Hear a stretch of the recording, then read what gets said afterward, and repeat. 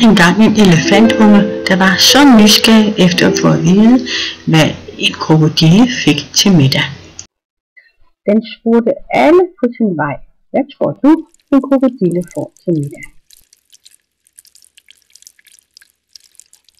Den spurgte flodhesten, men den sagde bare: du må nok hellere spørge giraffen.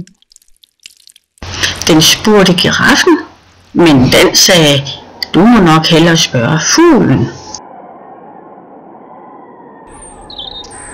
Den spurgte fuglen, men den sagde: jeg tror, at slangen ved det, den er lige her.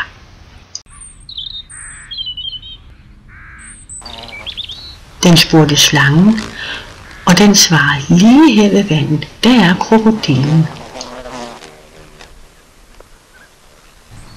Endelig fandt den krokodillen. Hvad får du til middag?